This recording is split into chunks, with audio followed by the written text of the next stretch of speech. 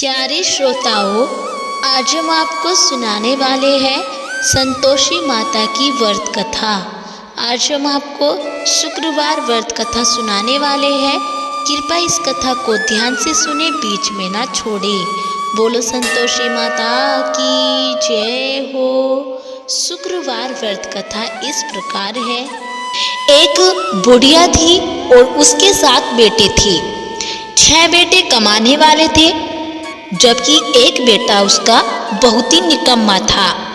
बुढ़िया अपने 6 बेटों की रसोई बनाती और भोजन कराती, और उनसे जो कुछ भी जूठन बचती थी वह अपने 7वें बेटे को दे देती थी।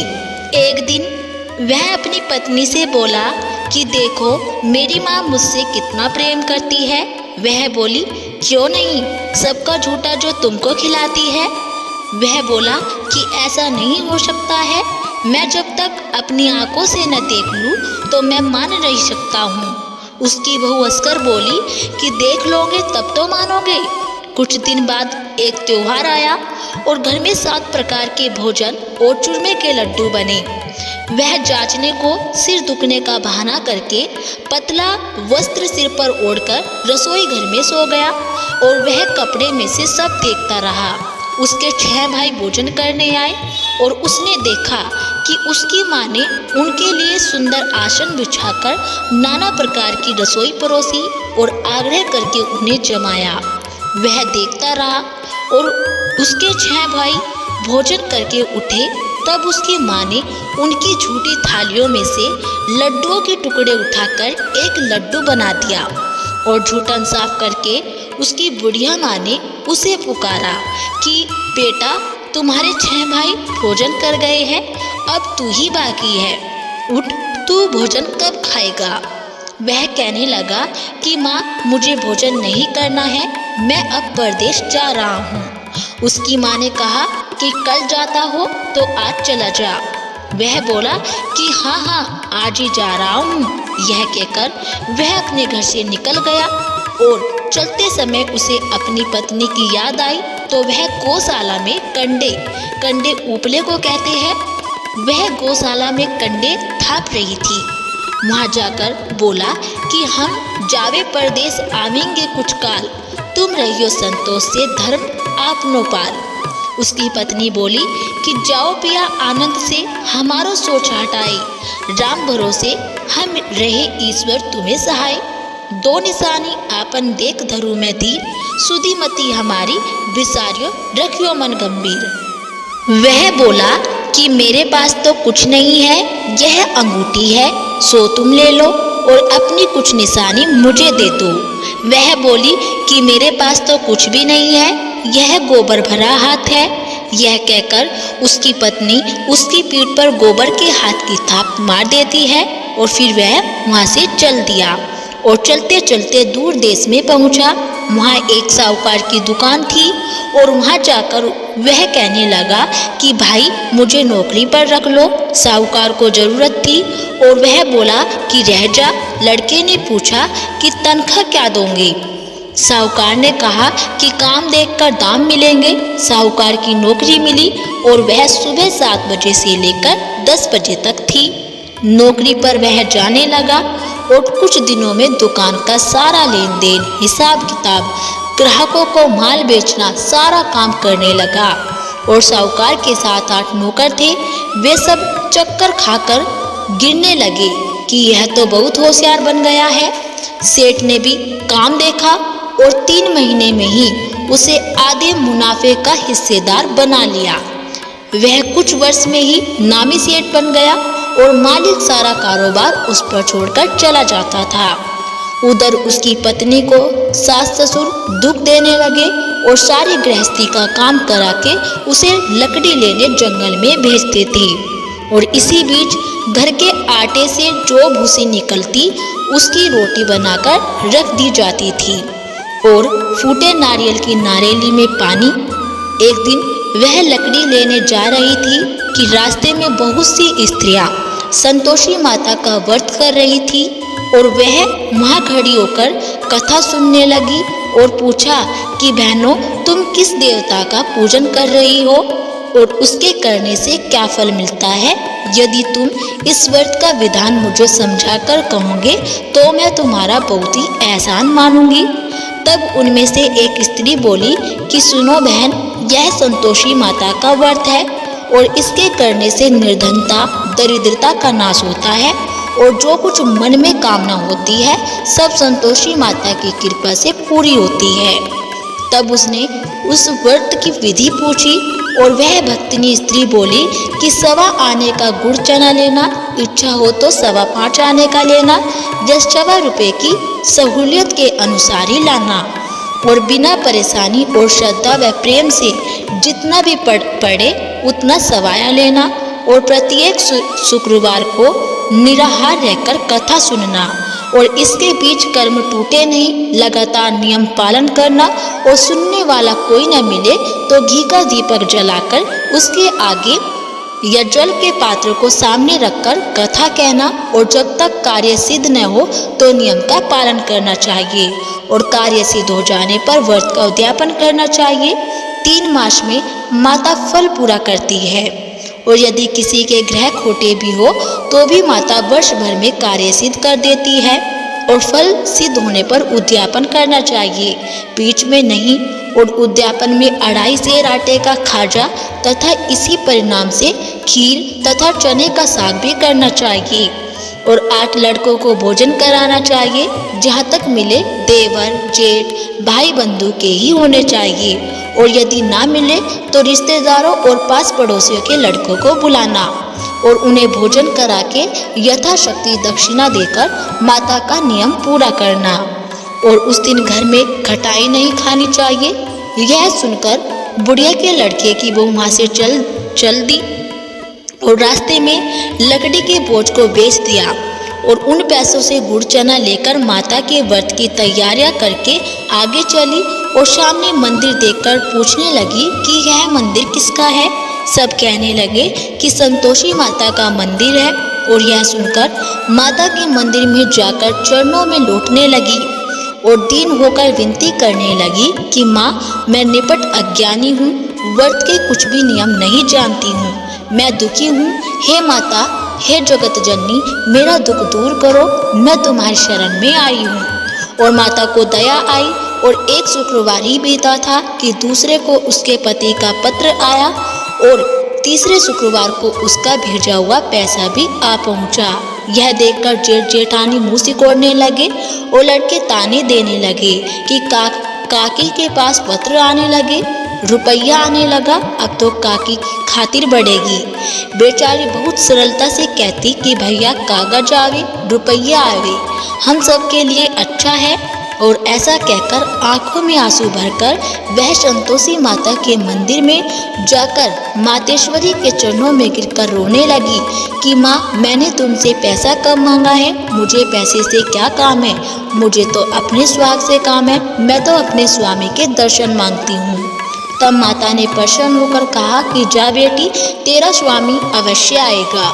और यह सुनकर खुशी से बावली होकर घर में जाकर काम करने लगी और अब संतोषी माँ विचार करने लगी कि इस भोली पुत्री को मैंने कह तो दिया कि तेरा पति आएगा, लेकिन कैसे, वह तो इसे स्वप्न में भी याद नहीं करता है और उसे याद दिलाने को मुझे ही जाना पड़ेगा। इस तरह माताजी उस बुढ़िया के बेटे के पास जाकर स्वप्न में प्रकट होकर कहने लगी कि साहूकार के बेटे सो रहा है या जागता है। वह कहने लगा कि माता, सोता भी नहीं, जागता भी नहीं हूँ, कहो क्या आज्ञा है। माँ कहने लगी कि तेरे घर बार कुछ है कि नहीं। वह बोला, मेरे पास तो सब कुछ है, माँ है, बाप है, बहू है, क्या कमी है। माँ बोली कि भोले पुत्र, तेरी बहू घोर कष्ट उठा रही है, तेरे माँ बाप उसे परेशानी दे रहे हैं, वह तेरे लिए तरस रही है, तू उसकी सुध ले। वह बोला कि हाँ माताजी, यह तो मालूम है, परंतु जाऊं तो कैसे जाऊं, परदेश की बात है, लेन देन का कोई हिसाब नहीं है, कोई जाने का रास्ता भी नहीं आता, कैसे चला जाऊं। माँ कहने लगी कि मेरी बात मान, सवेरे नहा धोकर संतोषी माता का नाम ले और घी का दीपक जलाकर दंडवत करके दुकान पर बैठ जा। देखते ही देखते सारा लेन देन चुक जाएगा और जमा का माल भी बिक जाएगा। सांझ होते होते धन का भारी ढेर लग जाएगा। और अब बूढ़े की बात मानकर वह नहा धोकर संतोषी माता को दंडवत घीकर दीपक जलाकर दुकान पर जाकर बैठ गया और थोड़ी देर में देने वाले रुपया लाने लगे और लेने वाले हिसाब लेने लगे। कोठे में भरे सामान के खरीदार नकद दाम देकर सौदा करने लगे और शाम तक धन का भारी ढेर लग गया। मन में माता का नाम लेकर चमत्कार देखकर प्रसन्न होकर घर ले जाने के वास्ते गहना कपड़ा सामान खरीदने लगा और काम से निपटकर तुरंत ही घर को रवाना हुआ। उधर उसकी पत्नी जंगल में लकड़ी लेने जाती है और लौटते वक्त माता जी के मंदिर में विश्राम करती है। वह तो उसके प्रतिदिन रुकने का जो स्थान ठहरा हुआ था। धूल उड़ती देखकर वह माता से पूछती है कि हे माता, यह धूल कैसे उड़ रही है। माता कहती है कि हे पुत्री, तेरा पति आ रहा है।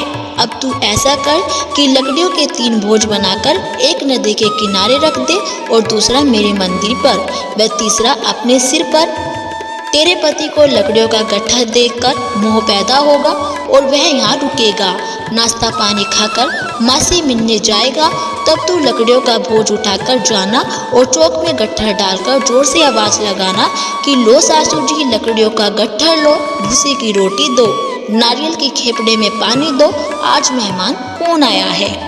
माता जी से बहुत ही अच्छा कहकर वह प्रसन्न मन से लकड़ियों के 3 गट्ठर बनाई और एक नदी के किनारे पर रख दिया और एक माता जी के मंदिर पर रख दिया।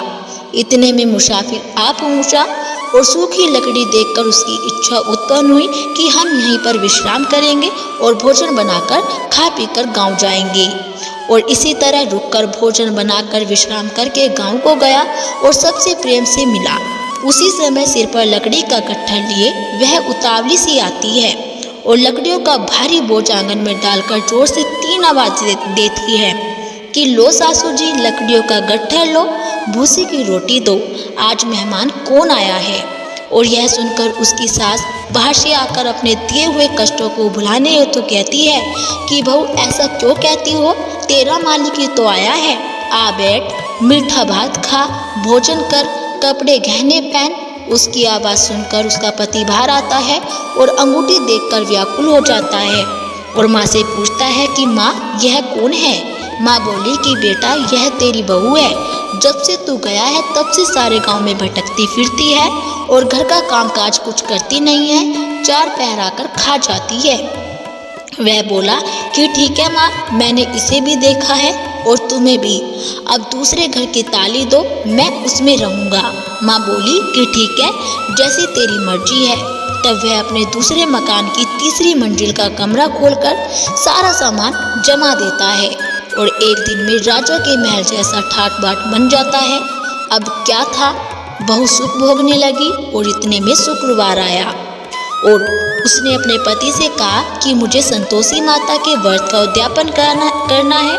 पति बोला कि खुशी से कर लो। वह उद्यापन की तैयारियां करने लगी और जेठानी के लड़कों को भोजन के लिए कहने गई। उन्होंने मंजूर किया, परंतु पीछे से जेठानी ने अपने बच्चों को सिखाया कि देखो, भोजन के समय खटाई मांगना, जिससे उसका उद्यापन पूरा नहीं होगा। लड़के जिमने आए और खीर खाना पेट भरकर खाया, परंतु बाद में खाते ही कहने लगे कि हमें खटाई दो, खीर खाना हमको नहीं भाता है। देखकर अरुचि सी होती है। वह कहने लगी कि भाई, खटाई किसी को नहीं दी जाएगी, यह तो संतोषी माता का प्रसाद है।